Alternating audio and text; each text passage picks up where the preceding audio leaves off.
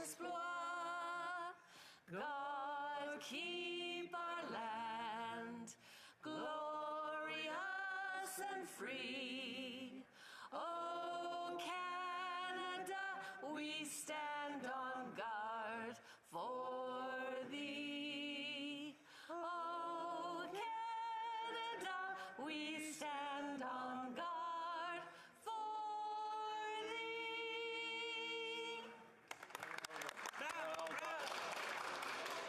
Que l'on ouvre les portes, let the doors be open. Statements by members, déclaration de députés. The Honourable Member for Richmond, Arthabaska. Mr. Speaker, on Monday I had the honour and the privilege of being in the front row as the founder of L'Envol de Victoriaville, Marguerite Bourgeois, received from Michel Doyon the Lieutenant Governor's Medal of Quebec for exceptional merit. This prestigious honour, which recognizes the commitment and determination of Quebecers who go above and beyond in having a positive influence in their community. Madame Bourgeois is an exceptional woman from my region who has always worked hard to make our community more inclusive, more open, and just generally better. Her work, her determination, her perseverance, her generosity, her leadership, and her involvement in our community is exemplary. Her love and her commitment to the people that she helps is simply remarkable and must be highlighted. I'll close, Mr. Speaker, with the words of the Lieutenant Governor, who said that this merit, Madame Bourgeois, you fully deserve it. You are an example of commitment. You have contributed to spreading happiness. Congratulations, Marguerite, and thank you for being the exceptional and inspiring woman that you are. The Honourable Member for Don Valley East. Thank you very much, Mr. Speaker. Today I am honoured to speak about the importance of the Ontario Science Centre, a beacon of knowledge and innovation in my community.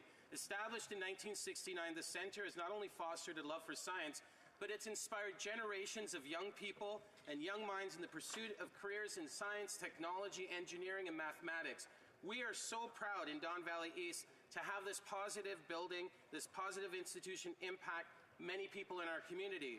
We've been grateful for the Science Centre for providing employment opportunities to local residents, its partnership with local schools, hosting a science team high school, and for programs designed for newcomers, youth, and the community at large.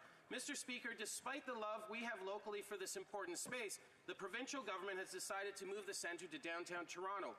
Residents in Don Valley East have been loud and clear that they are against moving the Science Centre, especially with no public consultation. The Ontario Science Centre is part of our community, and moving it will create an irreplaceable void in our neighbourhood. Thank you so much, Mr. Speaker.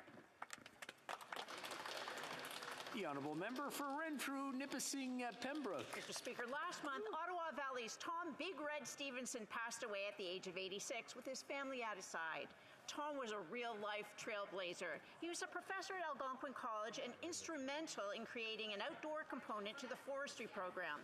The ideal location was at Acre Station on Grand Lake in Algonquin Park. Students would spend a week at a time learning forestry in the forest. Tom knew High Falls was a remarkable feature of Algonquin Park, but it was remote. Together with his family and the permission of park officials, Tom cleared a trail over 5 kilometers long through thick bush. Over time, the popularity of the trail grew, park officials began to maintain it, and it began to be known as Cheater's Trail. It's our hope that Algonquin Park will recognize Tom Stevenson's contribution and officially name the trail in his honor. Yeah. The Honourable Member for Niagara Centre. Niagara is on the cusp of an accomplishment. With vision that builds in our strengths, determination, and partnerships, our vision can be realized. I am pleased to say, Mr. Speaker, that today it is becoming a reality. With the water of the Welland Canal carrying goods from lake to lake as its lifeblood, and our strategic location, the Niagara Ports Trade Corridor is becoming the catalyst for prosperity that we envisioned. New industry and businesses are locating along the banks of the Welland Canal, prompting others to recognize what is possible in moving goods from and into Canada through Niagara, strengthening our collective binational international trade performance. The Welland Canal shore and mainline rail, air, and a highway network that, through its heart of Niagara, is a catalyst, and have combined to position Niagara as one of the most internationally recognized trade corridors in the country, providing the bedrock of Niagara's future economy and Canada's internationally integrated supply chains. Thank you, Mr. Speaker. The Honourable Member for Saint-Jean. Mr. Speaker, I would like to honour a larger-than-life man, Mr. Alain Gingras. Involved since the 90s with the cadets, Alain stood out during the 98 ice storm as a volunteer. In 2009, he joined Council 3206 of the Knights of Columbus, and he became Grand Knight in 2013. His work since is incredible. He's worked hundreds of hours from February to December each year, giving his time and his money to prepare Christmas hampers. Starting with 25 in 2015, he prepared 271 this year. Alain also raises funds to offer winter clothes to children. He organizes brunches to help local organizations, and he's just organized a Christmas tree event for 250 kids. And if that's not enough, he recently joined the board of directors of the SEM movement, which supports a better childhood. And it's for all these reasons that last night Alain was invited to sign the Grand Livre d'Or of the city of Saint-Jean-sur-Richelieu. Alain, we're very lucky to have you. Thank you for everything that you do. The Honourable Member for Oakville North Burlington. Like many of my colleagues this week, I met with representatives from Heart and Stroke. They are passionately reminding us to keep the health of children at the heart of our work. Dr. Sonia Anand was one of those here in Ottawa, a brilliant and kind cardiologist, professor, and researcher from McMaster in Hamilton. Every 5 minutes in Canada, someone dies from heart conditions, stroke, or vascular cognitive impairment. While some risk factors are genetic, 80% of premature heart disease and stroke can be prevented through lifestyle choices like being active, healthy eating, and being smoke-free.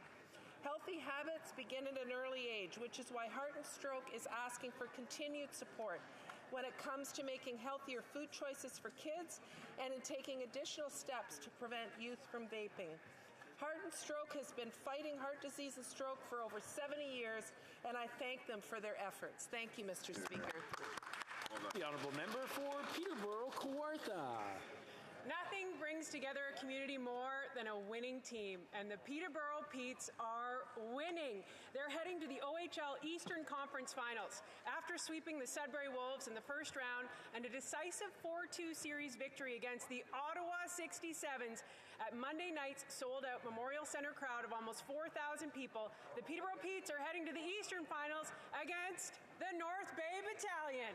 I'd like to give a special shout-out to centre Connor Lockhart, who closed out Monday's game with a hat trick to secure the Pete's bid to the conference finals. What's so great about this is that he says his motivation was in memory of his grandmother, Jeanette Lockhart, who passed away Sunday night. You'll no doubt hear the cheers from Peterborough when the boys in maroon and white take on your riding, Mr. Speaker, the North Bay Battalion this Friday in North Bay. Go, Peas, go!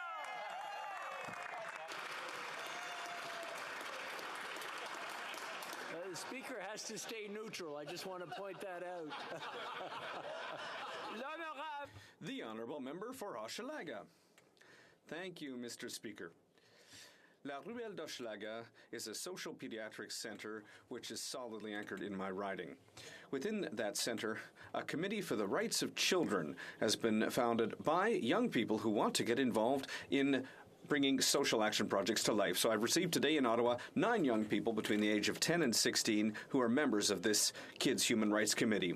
They came to meet with MPs and to tell us about their projects and their thoughts on an issue that affects, unfortunately, a number of countries, child soldiers. There are over 250,000 children currently enrolled in armies around the world. I met with this group a year ago for the first time, and I'm impressed by their involvement, their intelligence, and their desire to learn more. I'd like to thank them for their visit today and congratulate them for not hesitating to speak out loud and clear on behalf of children on issues that go beyond Hochelaga and affect children around the world. You can be proud of your involvement in your work. Thank you. Member for Northwest Territories. Thank you, Mr. Speaker. Speaker, it's World Immunization Week, and I want to discuss tuberculosis. And while there's currently a vaccine against TB, it's over 100 years old and it's of a limited efficiency. TB is airborne bacterial infectious disease. It's strongly associated with social determinants of health such as poverty, poor living conditions like overcrowding housing, and malnutrition. It is disproportionately affects Indigenous and newcomer populations. In 2018, our Liberal government committed to eliminating TB across the Inuit Nunangat by 2030. But we need a more national effort as, unfortunately, because of COVID, there has been disruptions to programming and care for TB. And after meeting with Stop TB Canada, I understand that we are seeing an increase in TB for the first time since 2005. I encourage Canada to build on its commitment to eliminate TB in Inuit and on reserve areas by developing and implementing a truly national TB elimination strategy with provinces, territories, and Indigenous partners to make meaningful progress towards the elimination of tuberculosis. Good job. Good job. The honourable member for Kamloops Thompson Caribou. Mr. Speaker, I rise today to salute my grandmother who passed away 1 week ago at 99 years old. Rosadia Caputo was born in 1923 and came to Canada with her 2 sons, including my father, in 1961. She was a wife, a mother, and a sister. She also took on the role of Zia and Nona to anybody who knew her. My memories include eating gnocchi at her house well into her 80s and 90s, her pushing me out of the way in her 70s so she could show me how to use a lawnmower, and her 60th anniversary where she danced with joy with my grandfather. She lived through communism, and being the child of immigrants, it is with profound joy and pride that I stand here in the House of Commons carrying on the legacy that she, as a brave immigrant to Canada, allowed me to do. Ciao, Nonna, until we meet again. The honourable member for Brampton South.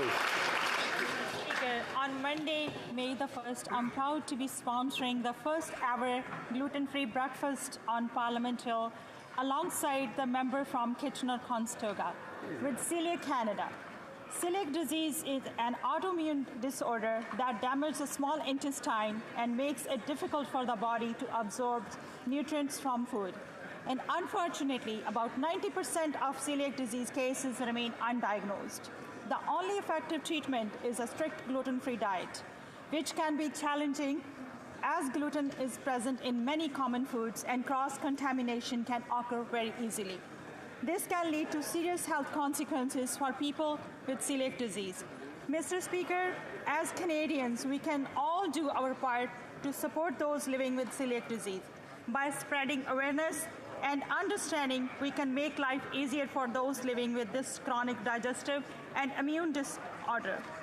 So join me on Monday morning to celebrate Celiac Canada's 50th anniversary and support celiac disease awareness in Canada. Thank you, Mr. Speaker. The honourable member for Calgary-Midnapore.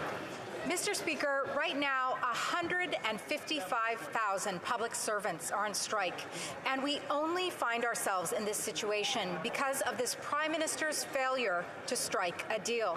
Mr. Speaker, it takes a special type of incompetence by this Liberal government to increase public service spending by 53% or $21 billion and still end up with the biggest federal public service strike in history. This government had 2 years to come to an agreement, but instead they have allowed for access to basic and essential services to be compromised by this strike. Canadians can't get their passports renewed, EI claims are not being assessed, and Canadians who are mailing in their tax returns can't get their refunds. And Mr. Speaker, this is only the start. It's time for the Prime Minister to fix the public service that he broke so that Canadians can get the services they deserve. The honourable member for Kelowna Lake Country. Mr. Speaker, the Prime Minister claimed that a wall of separation exists between himself and the Trudeau Foundation, but Canadians are increasingly unable to believe him. They don't believe him when he accepts free luxury vacations to Jamaica from Trudeau Foundation donors. They don't believe him when he pours into the Trudeau Foundation, increasing donations by fourfold as soon as this Prime Minister takes office. They don't believe him when his brother arranges for a six-figure donation from a Beijing-connected millionaire to the Trudeau Foundation. They don't believe him when he appoints a member of the Trudeau Foundation to then investigate that foundation. They don't believe him when he allows the Trudeau Foundation to book meetings directly inside the Prime Minister's office. This so-called wall is an open door. Canadians are much smarter than that. They don't believe him after 8 years of scandals and ethics breaches. He must come clean with Canadians and restore public confidence in the office that he holds. The Honourable Member for Châteauguay-Lacolle. Mr. Speaker, I rise to honour the memory of the Honourable Ian Watson, who left us on April 2nd at the age of 88. Mr. Watson was a member of the House of Commons from 1963 to 1984 in the governments of Lester B. Pearson, Pierre Elliott Trudeau, Joe Clark, and John Turner. He won 7 elections, first in the riding of Châteauguay-Huntingdon-La Prairie, then in La Prairie, and finally in Châteauguay. Over his political career, he was parliamentary secretary for a few departments, including revenue and urban affairs. An eternal optimist, Ian Watson believed in the power of politics to bring positive changes to the lives of people. I offer my sincere condolences to the Watson family and his many friends who sat in this House and all his constituents. Mr. Watson represented them energetically throughout his political career. Thank you, Mr. Speaker. The Honourable Member for Nunavut. I cannot name the many Indigenous women that have reached out to me trying to flee from violence. If I did, I would make their already difficult situation even worse. To those who are forced to live with your abusive partners, I hear you. This government needs to hear that you are forced to live in abusive situations because of the lack of housing, because there are no shelters, because the justice system is not protecting you. This government needs to recognize how failures in investing in Indigenous housing leaves women living in fear and unable to find safety. I am calling on this government to make much-needed investments now. The Honourable Member for Abitibi, Bay James, Nunavik, EU.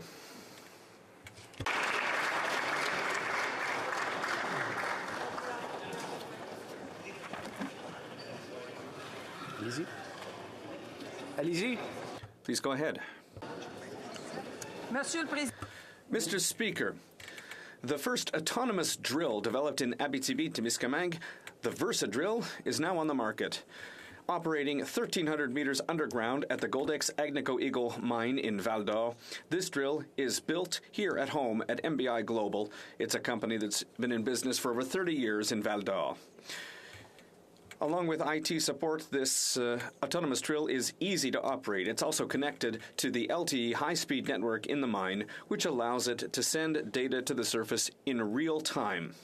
This autonomous drill uses the data that it accumulates to improve its performance. It can interpret any change, whether that be in the rock, faults, or if there's a lack of water, for example. It also has an optical scanning technology system, which allows it to make its environment safe for workers. So bravo to those who created this revolutionary drill. I hope that your 9 years of effort will soon reflect with international success. Thank you, Mr. Speaker. The Honourable Member for Parry Sound, Muskoka. The housing crisis is holding Canadians hostage. Young people who dream of having their own home have been relegated to spare bedrooms and homes with roommates because of the sky-high cost of housing. In Canada's biggest cities, a one-bedroom an apartment can go for upwards of $1,300 a month. Even smaller cities like London, Halifax, Victoria, and Winnipeg, single room can go for over $1,000 a month. The Liberals say they have the young people's back, and yet they're making the situation worse. There are many things the federal government could be doing, like tying federal infrastructure funding to cities getting approvals done faster, or requiring high-density residential around transit, or getting rid of empty federal buildings for housing and incentivizing the private sector to build more rentals. If only, Mr. Speaker, this Liberal government understood that the housing situation in Canada is, in fact, a crisis. Maybe then, Mr. Speaker, the young people of this country would no longer be forced to pay the high price of Liberal failures. Hear, hear. The Honourable Member for Nickel Belt. Mr. Speaker, since 2015, our government has made official languages one of its priorities through record investments. And today, my colleague, the Minister for Official Languages, announced the new Action Plan for Official Languages 2023 to 2028. It's an investment of $4.1 billion to reverse the decline of French and to support our official language minority communities. And it does that through Francophone immigration, lifelong learning opportunities, and support for community organizations. Communities have been heard, and today we are delivering what they've asked for. I am proud of this plan, which will have a major impact on the Franco-Ontarian community of Nickel Belt Greater Sudbury. I'd like to take this opportunity to thank everyone working in community organizations and who are promoting Francophone cultural, the French language, across the country, and also everyone working in our schools, in our communities across the country. Thank you, Mr. Speaker. Oral questions. Question orale. The Honourable Leader of the Opposition. Selon nos services de renseignement, according to our intelligence services, the dictatorship in Beijing gave $140,000 to the Trudeau Foundation. The reason for the donation was to influence the Liberal leader, who is also Prime Minister, who is now Prime Minister. Alexander Trudeau is the one who facilitated this donation from China.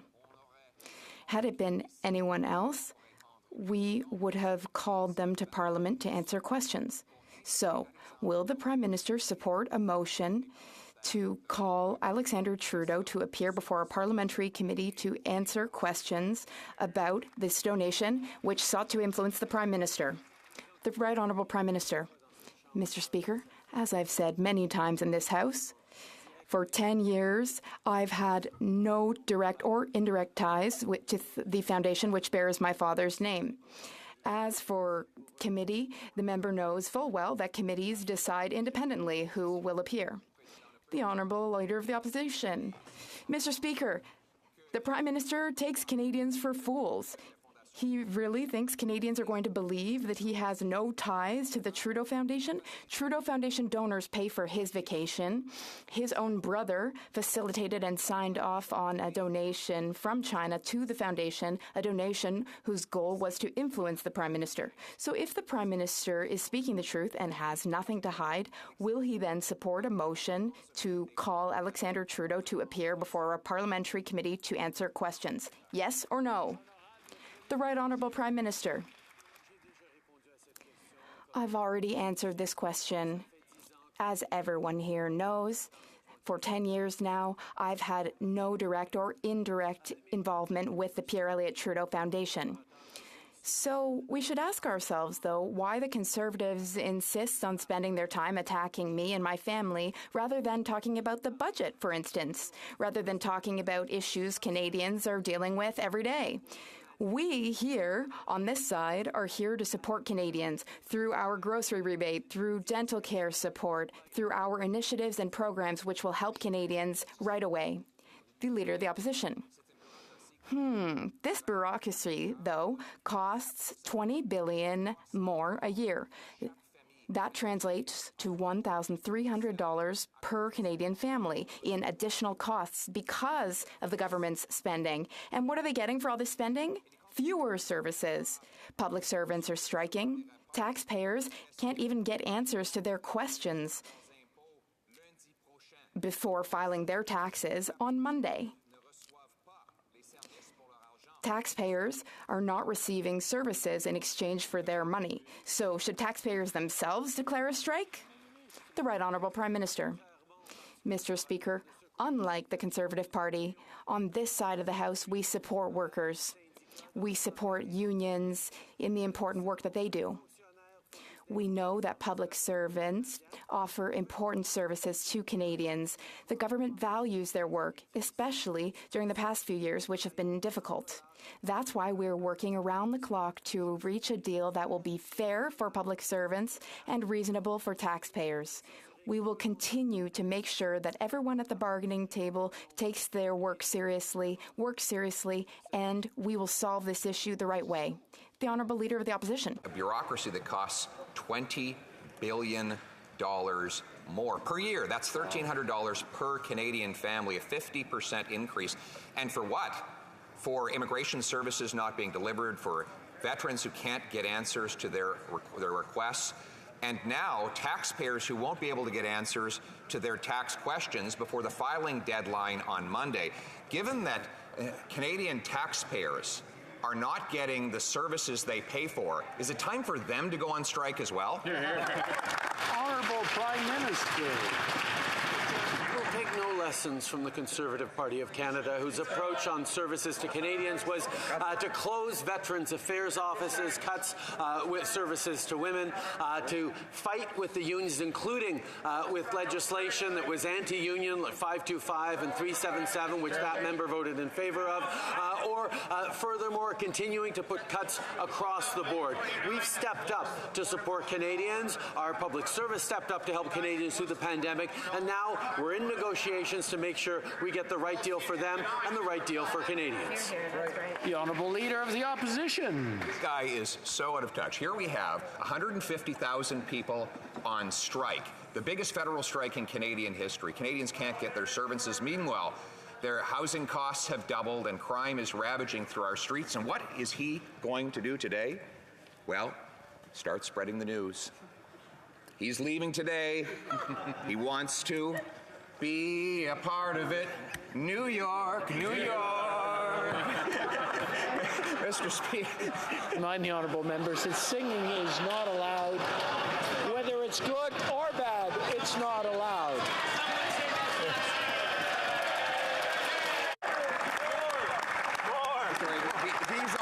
These are small-time blues. They're melting away. I'll make a new start of it in old New York. Mr. Speaker, I can't sing very well, but at least I pay for my hotel rooms. Will he pay for his hotel costs when he goes to New York tonight? The Right Honourable Prime Minister. Mr. Speaker, over the past number of years, we've spent time across the world promoting Canada, promoting Canadian workers. We've been talking about the leadership on environmental responsibility, the reconciliation with Indigenous people. I'm going to have to interrupt the Right Honourable Prime Minister. The Honourable Leader of the Opposition's got everyone excited. I just want everybody to calm down, take a deep breath, and listen to the answer, please. The Right Honourable Prime Minister from the top so we can all hear the answer. Thank you, Mr. Speaker. Over the past number of years, as Canadians know, we've been talking about what we've been doing here in Canada, singing the praises, quite literally, of Canadian workers, of Canadian companies, of Canadian know-how. As we lead on fight against climate change, as we step up on Indigenous reconciliation, as we invest in the middle class with measures like dental care and cuts to the middle class taxes that the Conservatives voted against, and that has led to companies like Volkswagen, like Michelin, like others investing in Canada because they see what we're doing. We will continue to promote Canada and Canadian workers right across the country.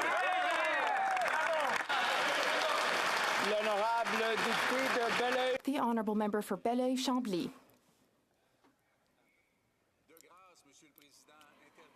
Please, Mr. Speaker, for heaven's sake, don't let MPs sing. But I have another request. Here's a question. So they say that the Prime Minister has had no direct or indirect ties to the Trudeau Foundation for 10 years. Well, remind me not to go to his Christmas party, because it must be rather tense. We know that there were 5 deputy ministers in the Prime Minister's office to talk to the Prime Minister's family foundation, the Trudeau Foundation. Now, a Prime Minister can't allow himself to be ignorant. The Prime Minister must have been curious. So what was decided at that meeting? The Right Honourable Prime Minister. Mr. Speaker, as we've already answered in this House, neither myself nor my staff took part in the meeting. The meeting occurred with public servants in a building in which public servants work. The member across the way perhaps does not understand. Perhaps he doesn't understand because there was a misunderstanding after 10 years of Harper government, a misunderstanding of where the line is between the government and the public servants and where the line is for the PMO. But we keep the PMO separate from the public service, and we will continue to do the work Canadians expect us to do. The Honourable Member for Belleuil-Chambly. Mr. Speaker, we have a Prime Minister who is bragging about being ignorant, unaware. What can this lead up to? Now, he is credible. We can believe him when he says he's ignorant, but if he wants to remain ignorant, if he's not asking any questions, that's a whole other problem. He is demonstrating, Mr. Speaker, that the Prime Minister should not participate in the decision on who should lead the necessary investigation about Chinese interference in Canada. Wouldn't you agree, Mr. Speaker? A quick reminder. I would like to remind members that it's a fine line between calling someone a name and referring to something. I'd like to remind members to please be careful about what they're doing. I know everyone here is very competent and thinks carefully about what they say, so I wanted to issue this reminder to please not call each other names. The Right Honourable Prime Minister. We all know full well the Bloc Québécois' stance on Canadian institutions. Here's the reality, though. These unfounded, baseless attacks on the integrity of a man like David Johnston, our former Governor General, are not worthy of this place.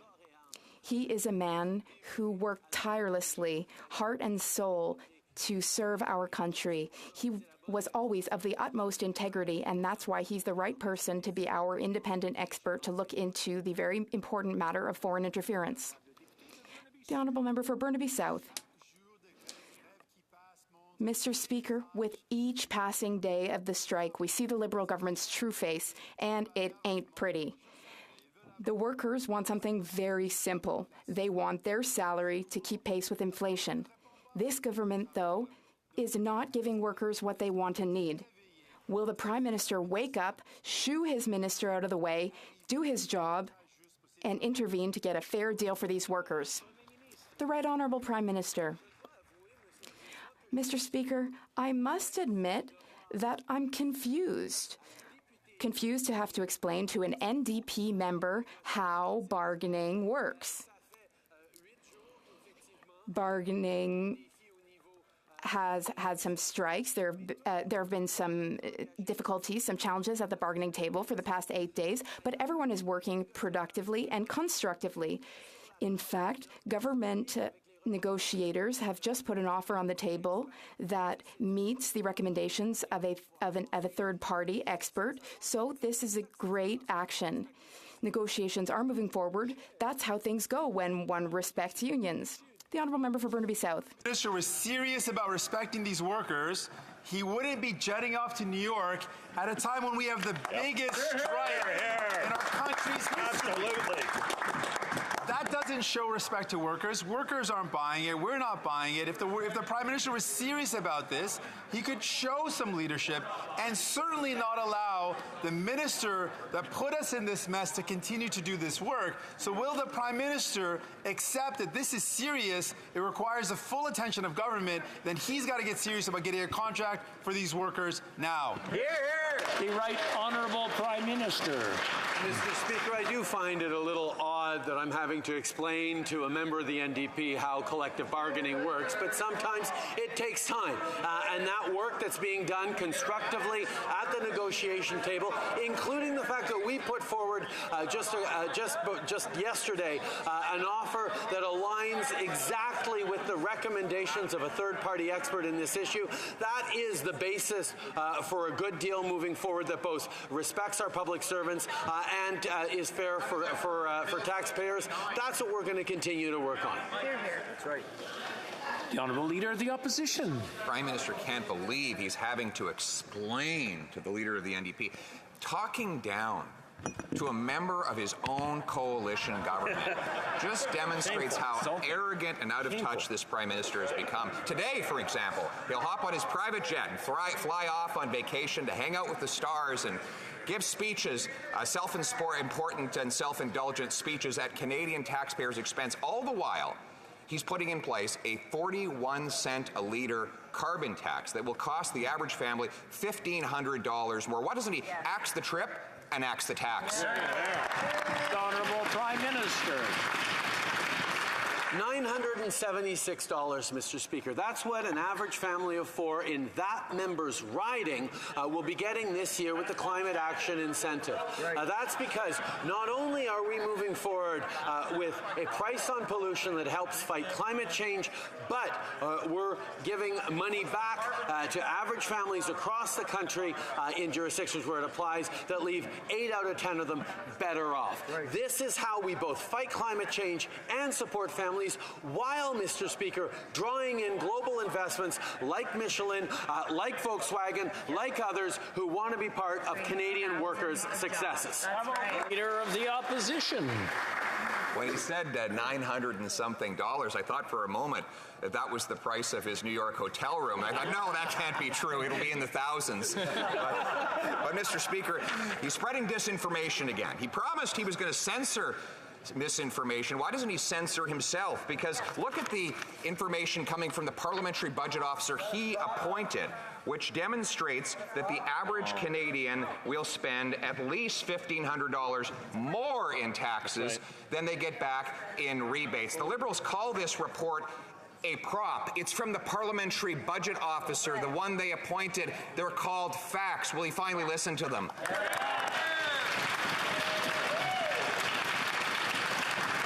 I feel like I'm explaining a lot today. If you're reading from something like I'm reading right now, it's something. It's a resource. It's a source. If I hold it up like this, it's a prop, and nobody wants to hold up a prop. The Right Honourable Prime Minister.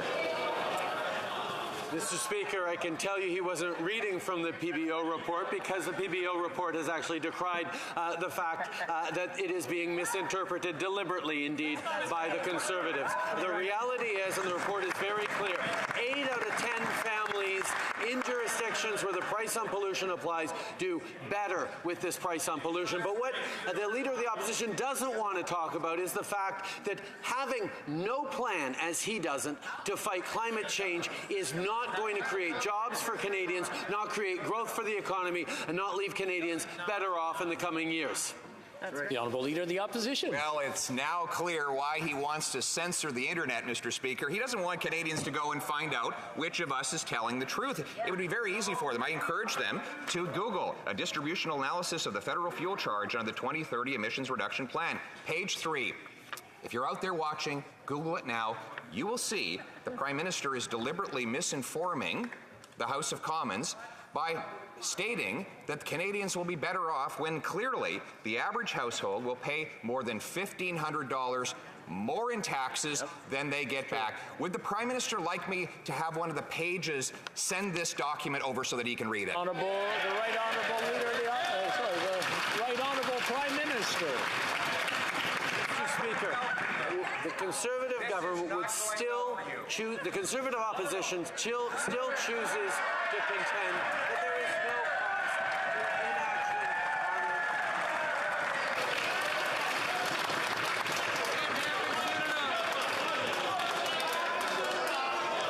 Get used to it.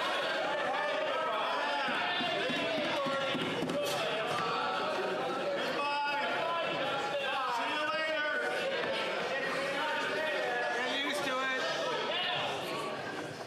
I want to remind the honourable members to maybe take direction from their whip. Just look at her or him, I mean, like, and just listen. You're good? Okay, I got your word for it. Good, I'll take their word for it. The Right Honourable Prime Minister from the top. Mr. Speaker, the Conservative Party of Canada continues to refuse to understand that you cannot have a plan for the future of the economy if you do not have a plan to fight climate change. They are continuing to choose to mislead Canadians, to confuse the issue, and to harm workers across this country. If Volkswagen chose to come to invest in Canada, if Rio Tinto is making investments in Canada, if ArcelorMittal is investing in Hamilton, these are things that are happening because of the leadership Canadians, Canadian government, Canadian workers are showing in tackling climate change and building a stronger future. The Honourable Leader of the Opposition. Mr. Speaker, he does not have an environmental plan. He has a tax plan. Since he brought in the carbon tax, he has not succeeded in reaching a single solitary emissions reduction target. That is because taxing people for something they have no choice but to use does not change the environment, Mr. Speaker. Canadians have to drive. They have to heat their homes. But this Prime Minister chooses to put the burden on the working class, 60% of whom will pay more in taxes than they get back in rebates, instead of putting it on himself. Why doesn't he cancel his hypocritical, high-flying lifestyle and the tax at the same time? Honourable Prime Minister. Mr. Speaker, the Leader of the Opposition has a significant task ahead of him in convincing Canadians over the next couple of years that it would be better for them if we didn't fight climate change, if we didn't show leadership on the environment, if we didn't show investments in cleaner technologies, convincing people in St. Thomas that it is a waste of money to be investing in the Volkswagen plant. These are the kinds of things that he's going to have to try and convince Canadians of, and all the fancy rhetoric he tries to use will not fool Canadians. The reality is Canadians know environment and economy go together. Hear, hear. The Honourable Leader of the Opposition. The big task I have ahead is cleaning up the mess that he will leave.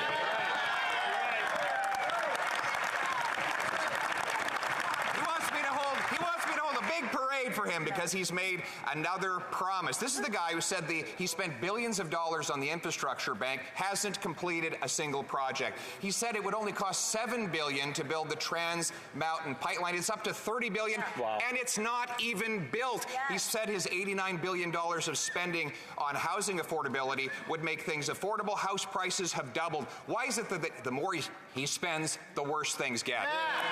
The Right Honourable Prime Minister. Mr. Speaker, we know the Conservative instinct is to cut. That's what the Conservative Party has always done. That's what the Conservative government did in years past, whether it was cutting veteran services, cutting initiatives that supported and fought child poverty, cutting housing programs, cutting pensions, cutting everything they could, because that somehow would lead to growth. Well, it didn't, Mr. Speaker. What has led to growth was investing in the middle class and people working hard to join it, cutting taxes for the middle class and raising them on the wealthiest 1%. The Conservatives voted against. Most recently, delivering dental care for low-income Canadian kids. Conservatives voted against. We will continue to be there for Canadians. The Honourable Leader of the Opposition. Continues to be in the way of Canadians, Mr. Speaker. He wants to bring in a 41-cent a litre tax on Nova Scotians that he claims will help the environment. Meanwhile, a project that actually would have helped the environment, the Sustainable Marine Project, which would have used tidal energy, the waves of the ocean, to generate electricity, that project has been cancelled because the Prime Minister's federal bureaucracy was too slow and incompetent to approve it. Now the company's getting up and leaving. So how does this sound? Why doesn't he get out of the way of Nova Scotians, let them generate clean electricity, and cancel the carbon tax on their back? The Right Honourable Prime Minister. Mr. Speaker, we've worked with provinces and initiatives and proponents across the country on historic investments in clean energy, in transition towards decarbonizing our traditional energy sources. This is what we will continue to do to ensure that Canada is ready for the opportunities and the investments that are coming in to create great jobs for workers right across the country. That's what our budget is focused on, creating those great jobs for the middle class in critical minerals, in manufacturing, in CCUS, in energy, in a range of things that are going to position Canada as that supplier of energy and resources the net zero world needs. The Honourable Member for Belleuil-Chambly. Mr. Speaker, I don't have anything against Mr. Johnston personally, but if I'm remembering correctly, he was the commissioner of a debate when the leader of the debate called Quebecers racist and refused to apologize. We all remember that. Mr. Johnston is connected to the Trudeau Foundation. The Trudeau Foundation sought a donation from the University of Montreal, and the brother of Mr. Trudeau signed off on the donation from China. 30 members of the foundation recently resigned. Now, I don't know whether the Prime Minister is ignorant or not. He is a great actor and comedian, but does he ignore that? The Right Honourable Prime Minister. I know that it might surprise everyone in this House, but apparently, surprise, the Bloc Québécois doesn't like David Johnston. Fine. Well, David Johnston has proven his integrity and dedication to Canada, not throughout a few years of service, but throughout decades of service in our institutions. He is exactly the right person to investigate independently all the infrastructure and programs that we have to fight against foreign interference. He is the right person to ensure Canadians that we are doing what we should. The Honourable Member for Belleuil-Chambly. Not directly related to the Trudeau Foundation. Well, the Trudeau Foundation is a liberal incubator for everyone who runs in liberal circles, even for people who don't know that and now regret their ties to the foundation, such as former scholarship recipients. The Prime Minister and his close circle tolerate interference. They tolerate issues with our institutions. Doesn't the Prime Minister realize that when he talks about that Chinese Prime Minister, it's all just a joke? The Right Honourable Prime Minister. We know the Bloc Québécois is gleeful to attack the legacy of Pierre Elliott Trudeau, of everything that my father accomplished. But here's the reality, Mr. Speaker. We will always promote intelligent debate in this country. That is something the Foundation is doing. I can't say more because, as the member knows full well, it's been 10 years that I've had no direct or indirect engagement with the Trudeau Foundation. Mr. Speaker, the Prime Minister is continuing his crusade against Indigenous hunters and farmers as well.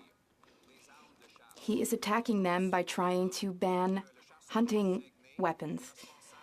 Does he really think that hunters in the Saguenay are responsible for the shooting in Montreal?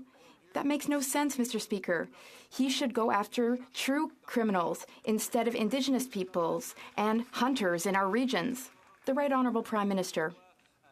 Once again, Mr. Speaker, the spokesperson of the American Firearms Association is saying nonsense.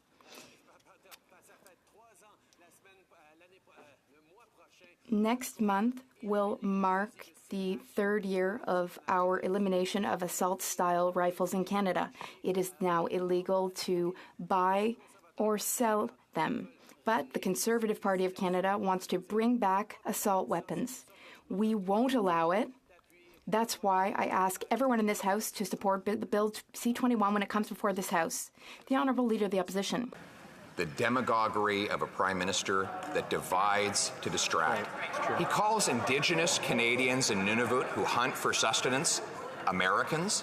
He calls our patriotic farmers who use rifles for pest control Americans. He calls decent, hardworking, law-abiding citizens who've never broken a law in their lives Americans because they disagree with his plan to ban hunting rifles. Will he stop dividing to distract and start going after the real criminals? Prime Minister. Mr. Speaker, the length to which the Leader of the Opposition will go to try and pretend that he is not in the pocket of the NRA is quite humorous. The reality is the talking points they put out there are completely disconnected from any reality. 3 years ago, we made the decision to render assault-style weapons in this country, weapons designed to kill the largest number of people as quickly as possible, illegal in our communities. We banned them from being bought, sold, or used. This is what we are continuing with. This is what he stands against. The Leader of the Opposition is he put all the resources into going after licensed, law-abiding, trained and tested firearms owners who are statistically the least likely people to commit a crime. Meanwhile, he has turned loose onto our streets repeat violent offenders who have committed literally dozens of violent offenses. In Vancouver, under his bail regime, the same 40 people had to be arrested 6,000 times. Wow. That is what he has brought to our streets. Crime, chaos, drugs, and disorder. Why won't he start going after the real criminals with a common sense Justin Blair? The Right Honourable Prime Minister. If the Conservative Party was serious about going after crime, they would support our freeze on handguns. They would support the fact that we have banned assault-style weapons, and that is something that they continue to avoid, to dodge, to spread misinformation and disinformation on. The reality is, Mr. Speaker, we've continued to invest in police when the Conservative government before me cut services and funding to police. They cut services to CBSA. They cut initiatives that actually kept Canadians safe, and now they're just in the pockets of the NRA. The Honourable Leader of the Opposition. It is he banned BB guns and paint guns and the hunting rifles of Indigenous and rural Canadians. But you know what? Enough about. Let's just have the facts. Under the Conservative government, violent crime went down 22%. Under this Prime Minister, it's gone up 32%. 92% increase in violent gang crime under this Prime Minister. These are the facts. Will he listen to the facts and the common sense and go after the real violent criminals instead of targeting law-abiding rifle owners and hunters? The Right Honourable Prime Minister.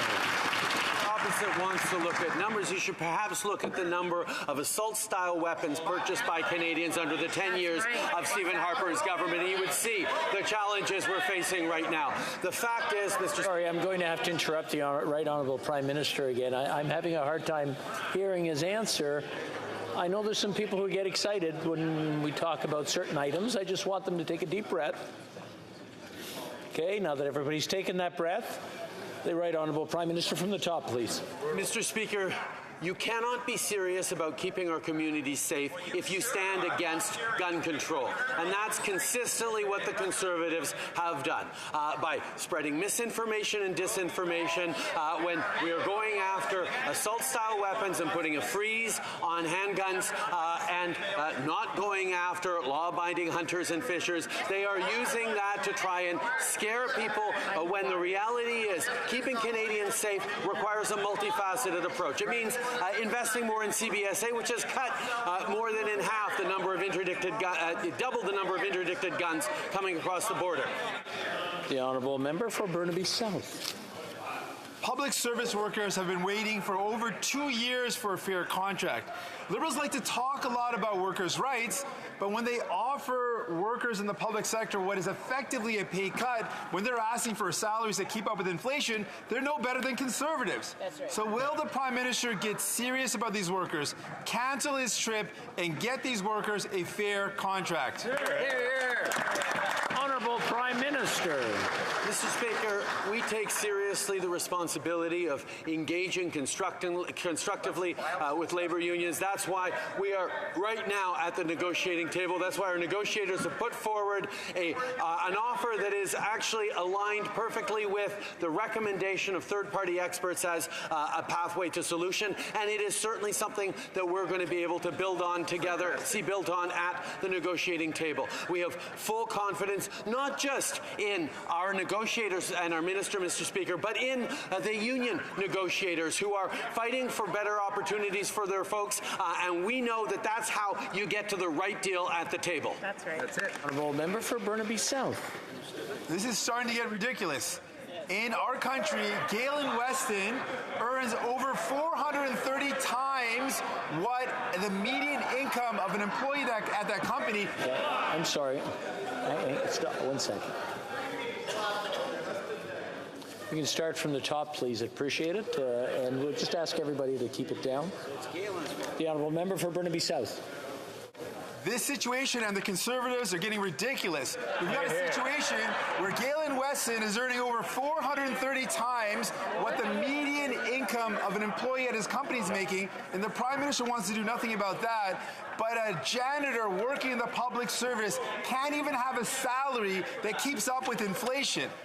What is going on with that picture? I know that the janitor can offer the Prime Minister a fancy vacation, but the Prime Minister should agree that that janitor deserves respect. Will he cancel his trip and negotiate a fair contract for these workers? Hear, hear, hear.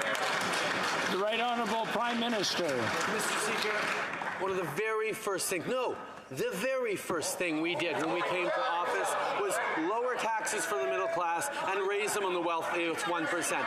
Unfortunately, not just the Conservatives voted against that, the NDP voted against that back when we first got elected. The reality is, Mr. Speaker, we will continue to step up for the middle class. We will continue to invest in things like childcare, like dental care, like public health care, like supports for seniors, like supports for students. We know that you build a strong economy from the bottom up and the center out. That's exactly what we're doing. Okay, everybody's excited today. And what I found worked in the past is I have a list here that's been worked on by both sides. But, you know, the only tools I have is I can work with this list. I can follow it, but I can bounce around wherever. So whoever's counseling the noise, the folks in the back at the end of the list, you might want to prepare because you may be called on for a question. The Honourable Member for Guelph. Thank you, Mr. Speaker. Mr. Speaker, workers and families in southwestern Ontario still remember the Ford plant in St. Thomas, Ontario being shuttered in 2011.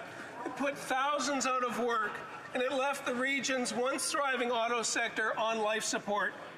These types of closures were just all too common under the Harper Conservatives, which is one reason why this week's historic announcement with Volkswagen has come to them as such welcome news. Of course, Mr. Speaker, not everyone in this chamber welcomed this historic investment. While Conservatives may choose to attack this deal, can the Prime Minister update the House on what it means for our communities, our economy, and our environment? Prime Minister.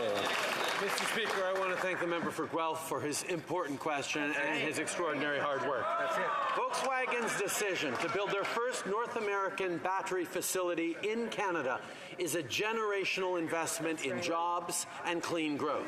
The plant will create thousands of direct and tens of thousands indirect jobs in St. Thomas and across Canada's battery and EV ecosystems. While the Leader of the Opposition continues to bet against Canada and our workers and prefers to call it a waste, on this side, we will continue to push for a strong economy, good-paying jobs, and cleaner air. That's right. The Honourable Leader of the Opposition. The average Canadian household would have to spend 63% of their pre-tax income to make monthly payments on the average home, something that's mathematically impossible. Some are now having to pay $2,400 to rent a room in a townhouse, not the townhouse, a room, and the privilege of having 5 or 6 other roommates with them after house prices and housing costs have doubled under this Prime Minister. How did he spend so much to achieve such bad results? Right Honourable Prime Minister. After 10 years of a Conservative government underinvesting in housing, if investing at all, we brought forward in 2017 a national housing strategy that has created new opportunities for millions of Canadians to get into homes. We've continued to invest in things like the Housing Accelerator that works with municipalities to create hundreds of thousands of new homes over the coming years. We're doubling housing stock, housing creation in this housing over the next 10 years with investments like the Rapid Housing Accelerator, with direct supports for home buyers, with tax-free savings accounts. There is no one silver bullet on this, but we're delivering them all. The Leader of the Opposition. He's got an accelerator. Well, I've got news for him. You can't live in an accelerator, Mr. Speaker. You have to live in a house or apartment. And under his leadership, the cost of the average two-bedroom apartment has doubled from $1,172 to $2,205. The cost of an average mortgage payment has doubled to over $3,000. And now the share of your monthly income you have to spend to own the average home is 2/3, by far a record-smashing number. Again, how did he spend so much to achieve such horrible results for home buyers? Honourable Prime Minister. Over the past 8 years, we have consistently invested in programs and supports for Canadians that have delivered many more opportunities for people, but we know there is more to do. But Canadians are free to contrast our multi-layered, broad approach on investing in housing with what the Conservative MPs got elected on in the last election, a promise to give a tax break to landlords who sold their buildings. That was the entirety of the housing plan in the last election from the Conservative Party of Canada. We will continue to have real approaches that work for Canadians. That's right. The Honourable Leader of the Opposition. His main criticism against the Conservative government is that our housing programs were not expensive enough. Right? If only it had been more expensive to taxpayers, then it would have been a better program, Mr. Speaker. Yes, it's true. This Prime Minister is the heavyweight champion of government spending. The problem is he keeps delivering the worst possible results. House price costs have doubled under this Prime Minister. And then they're more expensive for the taxpayers who have to fund his incompetent programs at the same time. So why doesn't instead as he stop wasting the money, start delivering more houses?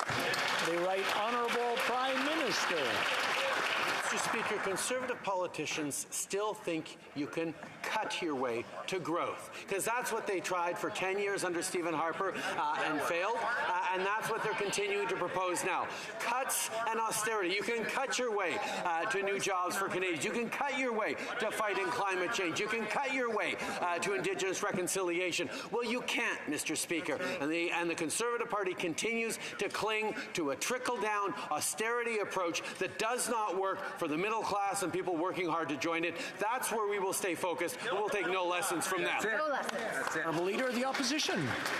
Let's look at the results. Under the previous Conservative government, the average mortgage payment on the average home newly purchased was $1,400.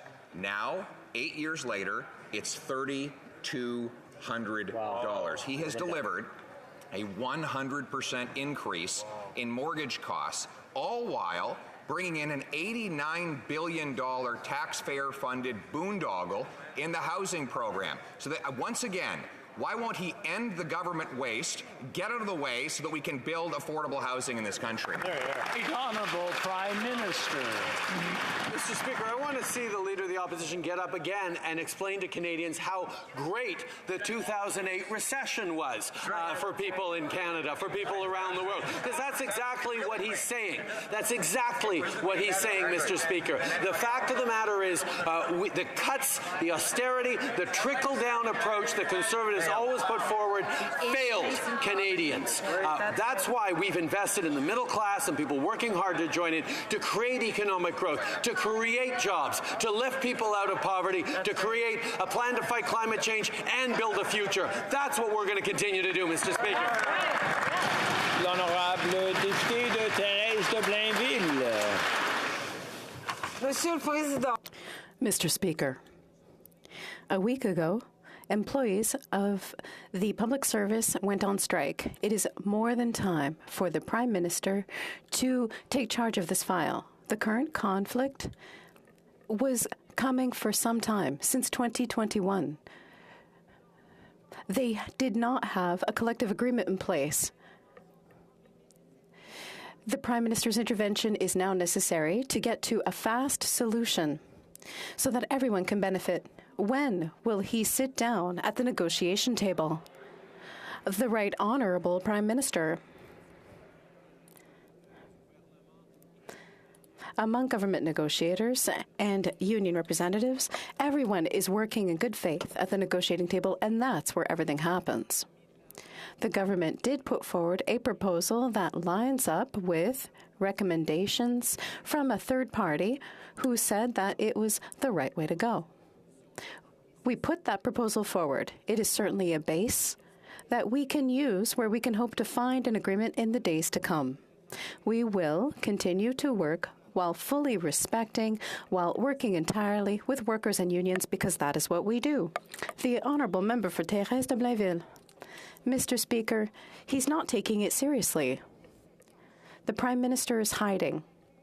He's letting this crisis go on, just like he let the crisis with passports and Roxham Road, the crisis with workers during the pandemic. Every time he lets a crisis go on, everybody else pays the prices. Workers, Quebecers, everyone except him. Will he, for once, be proactive, respond to the calls of unions, and sit down at the negotiating table? The Right Honourable Prime Minister. Mr. Speaker, that's exactly what we do. Our negotiators are putting forward responsible proposals. We are working in good faith with unions.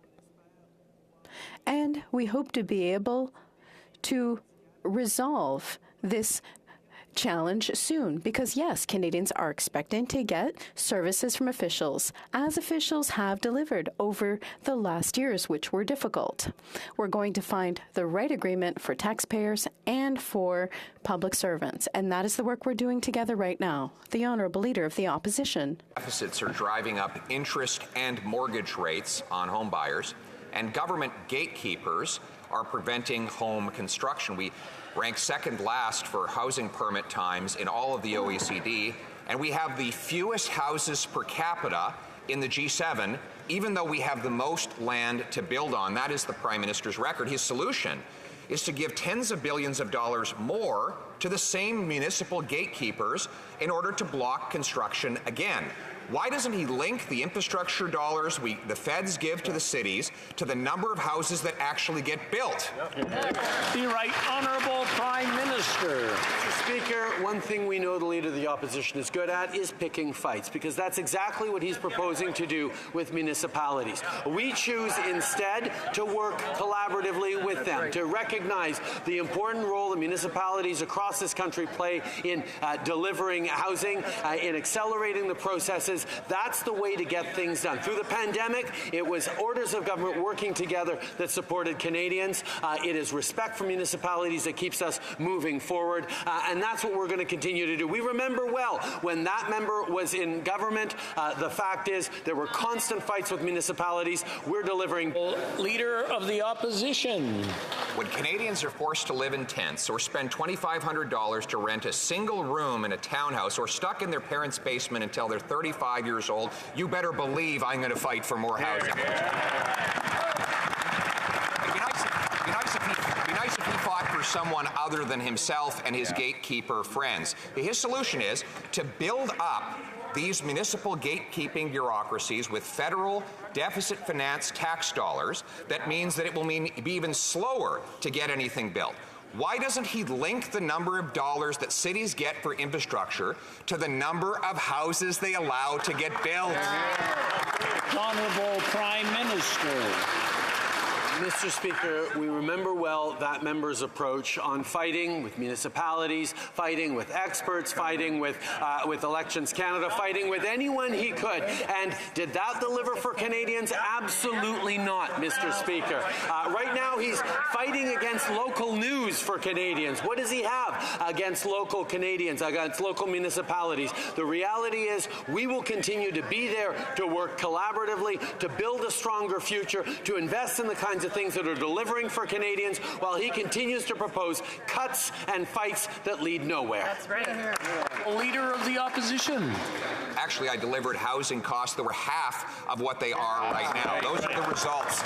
Sometimes you have to fight for the people, the common people, and rely on the common sense of the common people to get things done, Mr. Speaker. Right now, we have the biggest housing bubble in the G7, even though we have the most land per capita to build on. The solution is to incentivize municipalities to speed up permits so that we can build more homes. Why doesn't he link the number of dollars cities get for infrastructure to the number of houses they allow to get built, require every federally funded transit station have housing around it, and sell off federal buildings to build homes that people can afford?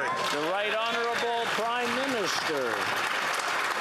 He wants to pretend he fights for ordinary Canadians, but he's not fighting for St. Thomas right now. No. He's not fighting for communities that need investment, that need opportunities to build those communities, to be there, to support schools and after-school programs and hospitals and businesses in the kind of ecosystem that gets when you have a big investment like Volkswagen landing once again. After the Ford plant left under his leadership, we're moving forward on delivering for Canadians. And one of the great ways to make sure Canadians can better afford their homes is to have good paying jobs, which again, with their attacks on unions and the middle class, they're not going to deliver.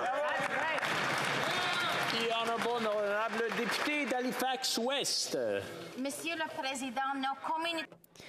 Mr. Speaker, our official language minority communities are facing several challenges. As the former Minister for la Francophonie, at the provincial level, I see the needs for investments to deal with labor shortages. This morning, I had the pleasure of attending the disclosure of the new action plan on official languages, which will set out a roadmap for the next 5 years. Can the Prime Minister inform this House about what this plan includes? The Right Honourable Prime Minister. I thank the member for Halifax West for the question and for her hard work. This morning, we revealed our new action plan on official languages. It includes historic investments to protect and promote our official languages. With this plan, we're investing more than $4 billion in targeted areas like Francophone immigration, education, and the shortage in bilingual labor. Rather than making cuts, our government is standing up for linguistic minorities throughout the country. The Honourable Leader of the Opposition. When a family has to pay $2,500 just for a room in a house, when 1.5 million Canadians are using food banks, some are looking for medical assistance and dying because they are too poor to keep living. He charged $6,000 for a hotel room in London. Could he show a little respect for people who are paying his bills and announce today that he's going to pay that $6,000 back for the hotel rooms in London? The Right Honourable Prime Minister. Mr. Speaker, while the leader of the Conservative Party keeps focusing on attacks on me, I will continue to tackle the challenges that Canadians are facing. That's why with Budget 2023, we announced reimbursement for groceries that will help about 1 million Canadians. It will give them some assistance to deal with rising costs of food. We're setting up dental care for Canadians that have medium and low incomes who don't have insurance, because we know that's something that improves quality of life and takes pressure off family budgets. We'll continue to be there while the Conservatives keep voting against these measures. The Leader of the Opposition. 5 million people to the food bank, forcing families to spend $2,500 to rent a single room in a townhouse. and causing the highest food price inflation in a generation. He's off to New York to celebrate again. It's the same Prime Minister who spent $6,000 on a single hotel room for a single night at taxpayers' expense. Shameful. Will he show a little decency and announce today that he will pay that $6,000 back to Canadian taxpayers? Honourable Prime Minister. While the member opposite continues to make misleading, unfounded personal attacks on me, I will continue to focus on delivering for Canadians. Things that he doesn't want to talk about, like the dental care benefits that they voted against that are delivering dental services to 250,000 kids so far and keep going. Why they don't want to talk about the $10 a day childcare that's being delivered in 6 out of 13 provinces and territories right now, with childcare fees cut in half, saving thousands of dollars for average families across the country. These are the things we're going to continue to invest in. Honourable Leader of the Opposition. Mr. Speaker, he's already admitted that it was him that stayed in that $6,000 a night room. He tried to cover it up for months, but he got caught. And now Canadians know that while they're eating at food banks, while they're skipping meals, while they're crammed into one bedroom in a townhouse, he's spending $6,000 of their tax dollars per night on a single room. I will make him a deal. I will never raise this issue again if he stands today and announces he will pay the money back. Will he do that for Canadians? Prime Minister. Speaker, it's interesting to see the lengths to which the Conservative leader will go to not talk about our budget, to not talk about childcare, which he stands against. Childcare that has saved hundreds of dollars a month for Canadians across this country, and he won't talk about it because he's ideologically opposed to childcare, or at least some of his team is. He won't talk about dental care being delivered for low-income Canadian kids. These are things that he voted against as well, things that are helping Canadians. These are things that he will continue to stand against and look for anything he can do to talk about anything else other than things that help Canadians. The Honourable Member for Mississauga Lakeshore. Mr. Speaker, my question is to the Prime Minister. Months after an election where pensions were never mentioned, Stephen Harper in 2012 shocked the world when he announced at the World Economic Forum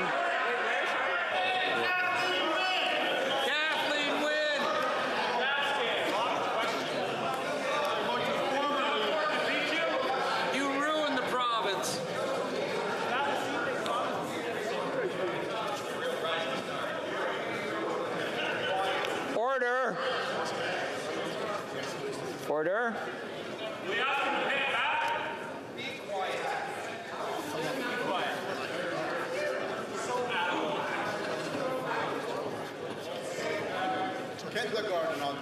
I just want to point out that just because there's no questions left today for certain people doesn't mean there's no carryover to the next one. To scrambling them a bit might be the new process we have to go to.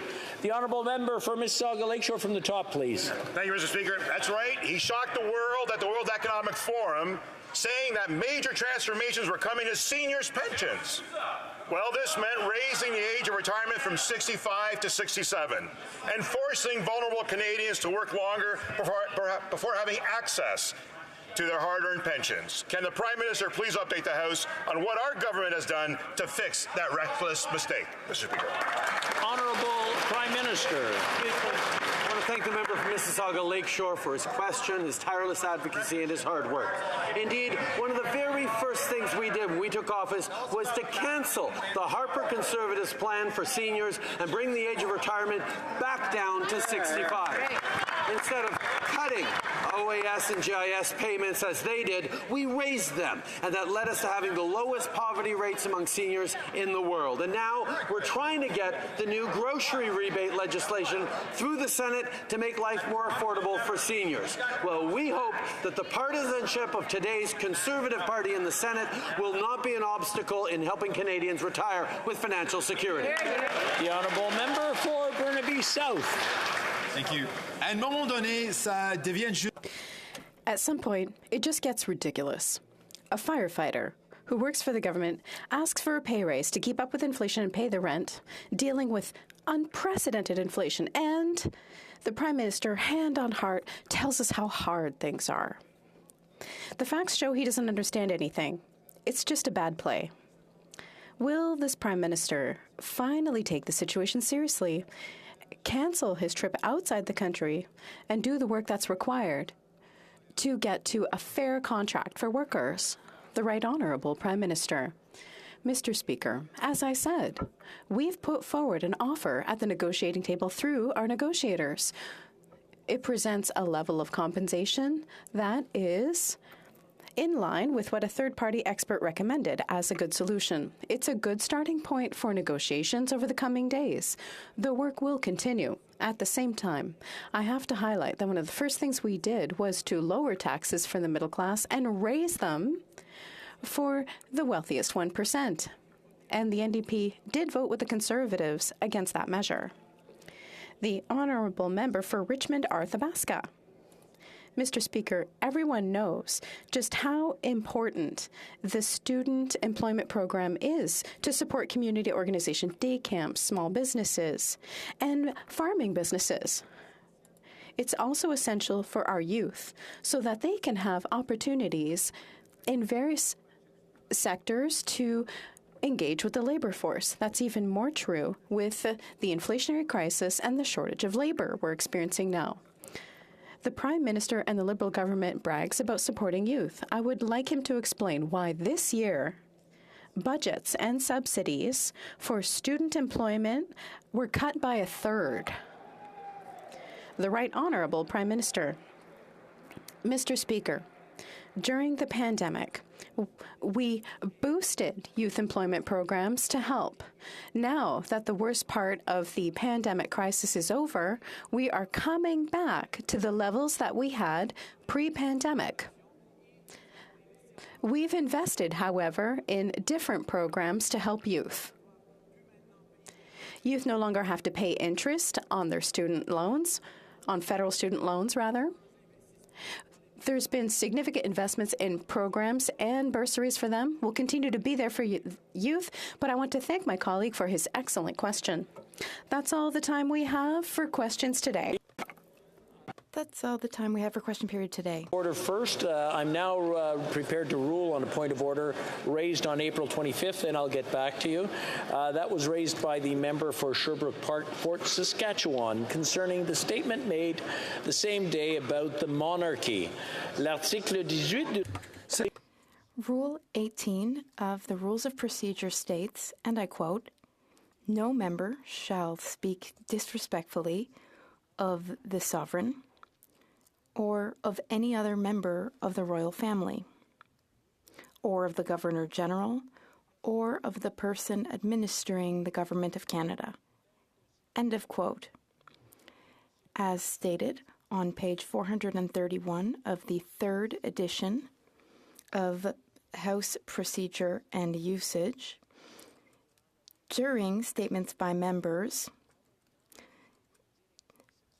as long as guidelines are followed, I quote,